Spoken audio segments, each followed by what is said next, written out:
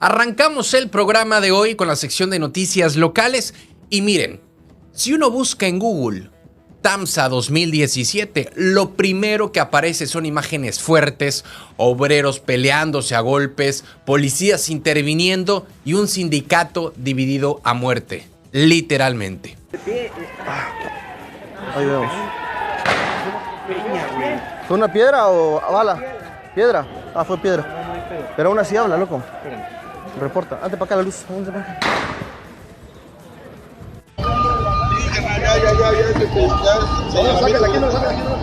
Ya lo habían matado a la verga por pendejo. Ese año, una disputa interna por el liderazgo sindical dejó 2 trabajadores muertos y al líder de aquel entonces, Pascual Lagunes, tras las rejas. Aunque salió libre en el 2019, pero hasta hoy el conflicto dejó una herida abierta que nunca cerró del todo. Y ahora, esa herida volvió a sangrar. Nada más y nada menos que el propio Donald Trump le puso el ojo a México y a Veracruz. Yo sé perfectamente que esto puede sonar a película, pero esta semana que pasó, su gobierno, el gobierno estadounidense, activó un mecanismo del TEMEC, ese tratado comercial entre México, Estados Unidos y Canadá, para revisar si TAMSA sigue sin respetar los derechos laborales. En concreto, si se está negando la libertad sindical o el derecho a negociar colectivamente. ¿Qué desató todo esto? Bueno, una sola queja presentada por el sindicato del C9, que acusa a TAMSA de interferir en la vida interna de los trabajadores, favorecer a ciertos grupos y limitar la libertad de asociación. Todo eso va contra las reglas que firmamos en el tratado del TEMEC y en tiempos de Donald Trump, pues ese tratado no se toca. Así que no tardaron en levantar la mano desde Washington. Y no fue cualquier señalamiento. El gobierno norteamericano incluso suspendió temporalmente la liquidación de aranceles a los productos que salen de esa planta mientras se aclara si los trabajadores están siendo discriminados por sus preferencias sindicales. ¿Qué dice TAMSA ahora? Bueno, la empresa respondió rápido, publicaron un comunicado donde niegan rotundamente las acusaciones, aseguran que respetan los derechos de todos sus empleados sin importar a qué sindicato pertenezcan y que están dispuestos a colaborar con las autoridades mexicanas para que se esclarezca esta situación.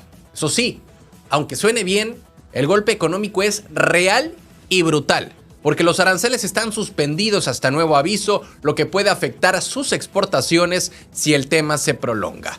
Ya reaccionó obviamente la gobernadora Rocío Nale García desde su cuenta de X, antes Twitter. La gobernadora Rocío Nale salió a respaldar a TAMSA, resaltando que es una empresa con más de 70 años de historia en Veracruz. Una empresa que genera empleo, que ha impulsado la capacitación de sus trabajadores. Fue un mensaje sí diplomático, pero deja entrever que el gobierno estatal prefiere no entrar en confrontación con una de las fábricas más grandes del estado. Ahora, ¿qué sigue?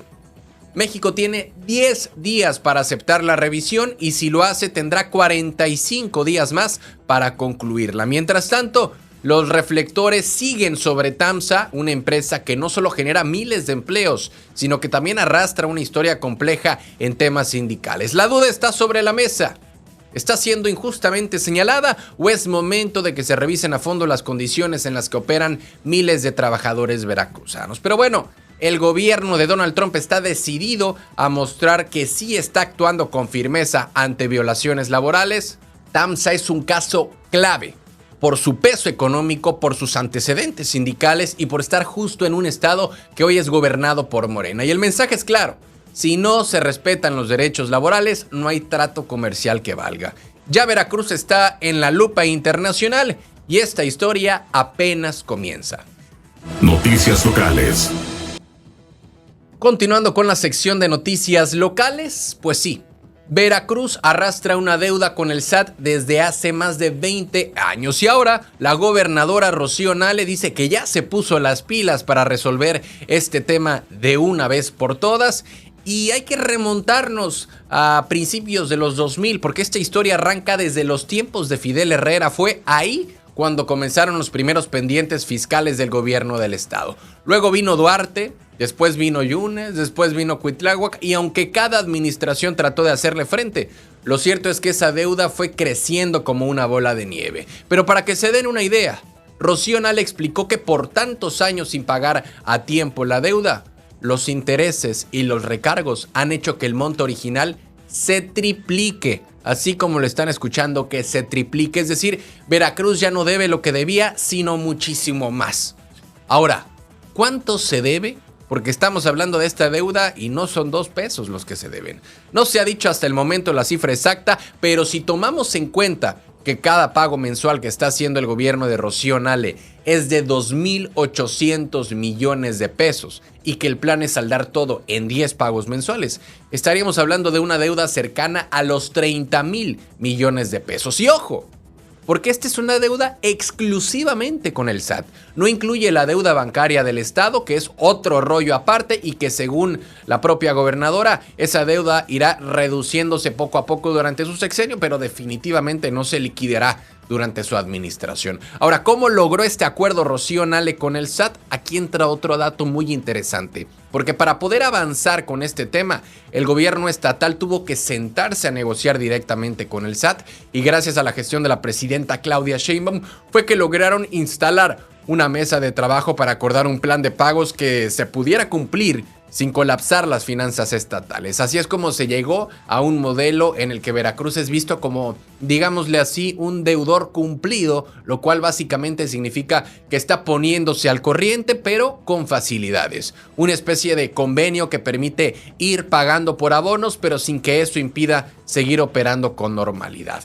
¿Cuándo terminará de pagarse todo esto? Según la propia gobernadora Rocío Nale, el primer pago se hizo el 15 de abril, el segundo en mayo y el tercero este 14 de junio. Así que si el compromiso es hacer 10 pagos en total, la cuenta se estaría saldando en enero del 2026. Eso sí, los pagos siguen siendo de 2,800 millones de pesos mensuales. El gobierno de Veracruz habría en su momento desembolsado casi 31,000 millones de pesos solo para cerrar este capítulo con el SAT. Ahora, ¿por qué es importante todo esto? Porque durante años esta deuda fue como un lastre en la espalda del Estado. No solo por lo que se debía, sino porque impedía acceder a ciertos recursos federales, a ciertos programas o beneficios fiscales. Era una especie de mancha que bloqueaba muchas puertas. Ahora, con este acuerdo en marcha, Veracruz puede empezar a librarse de ese peso y recuperar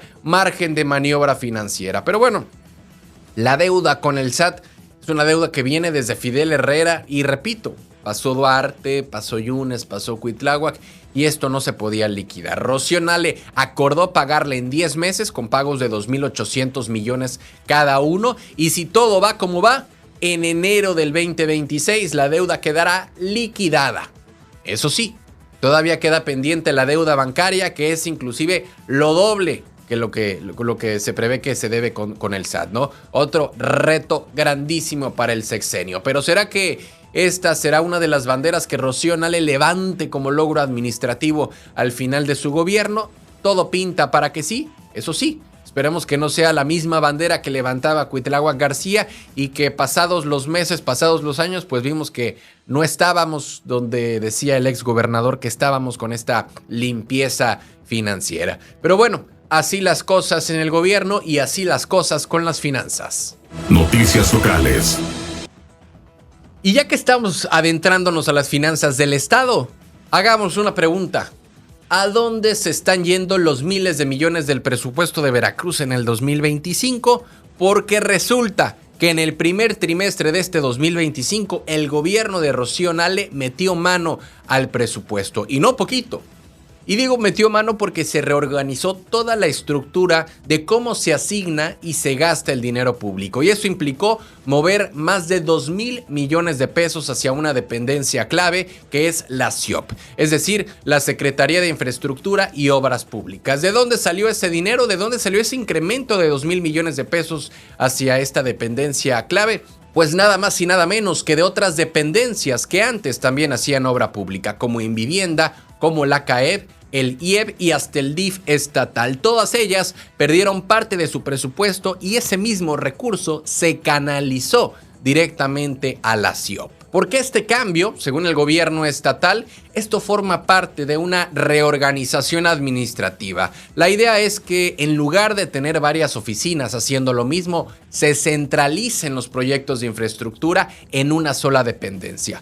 ¿Buena o mala decisión? Eso dependerá de cómo se ejecuten las obras, porque centralizar recursos no siempre es garantía de eficiencia, pero sin lugar a dudas puede ayudar a tener más control y mejores resultados si se hacen bien las cosas y pensando bien claramente. Ahora, los números no mienten, pero sí se mueven, porque el informe de la Secretaría de Finanzas dice que los organismos públicos descentralizados devengaron 6,062 millones de pesos en este primer trimestre. Pero eso representó una disminución de más de 2,000 millones comparado con el mismo periodo del año anterior. O sea, se gastó menos en esas áreas, pero porque se redirigió el dinero a otras partes del gobierno. Y aunque el gasto total aprobado por el Congreso era de 90,000 millones de pesos, cerrando números, el informe revela que en realidad se están programando más de 88,000 millones de pesos para la dependencia del Ejecutivo, lo cual no cuadra con lo publicado en la Gaceta Oficial, que hablaba de un gasto de apenas 79,000 millones de pesos. Ahora, ¿quién recibió más lana este año? Empezamos por la CIOP, que pasa de 4,345 a 4,629 millones de pesos y además recibe más de 2,000 millones redireccionados. Por su parte, la Cefiplan pasó de 3,000 a más de 12,000 millones de pesos, un aumento que sorprende. También está la Cedesol, que subió de 424 millones a más de 750 millones de pesos.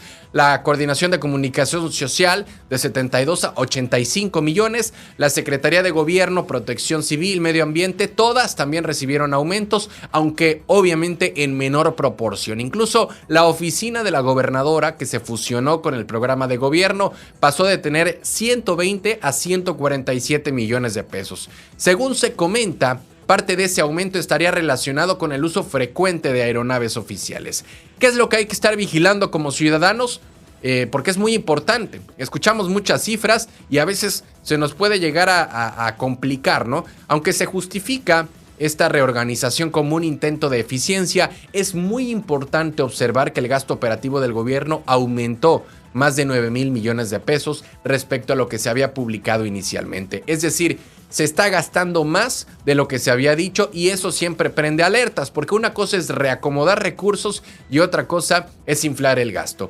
¿Qué sigue? Pues toca estar pendientes de en qué se va a usar realmente ese dinero, si las obras avanzan, si hay transparencia en la ejecución y sobre todo si los resultados se sienten en las colonias, en las calles, en la vida diaria de la gente, porque de nada va a servir mover cifras en un Excel si eso no se traduce en carreteras bien hechas, en escuelas funcionales, en drenaje, en alumbrado, en servicios dignos para la población. Pero bueno, la CIOP concentra ahora gran parte del presupuesto para obras, se recorta dinero a varias dependencias para redirigirlo ahí y estamos viendo que el gasto real del gobierno es mucho mayor al anunciado. Y aunque la idea es hacer más eficientes los recursos, aún falta ver si esta estrategia se traduce en resultados tangibles para Veracruz. Esperemos obviamente como ciudadanos, esperemos obviamente como veracruzanos que así sea. ¿Cansados de las mismas noticias de siempre? ¿Con los mismos de siempre? Aquí lo contamos sin rollos, directo y diferente. Dale click a la campanita, suscríbete y entérate de lo que de verdad está pasando en Veracruz y en la política.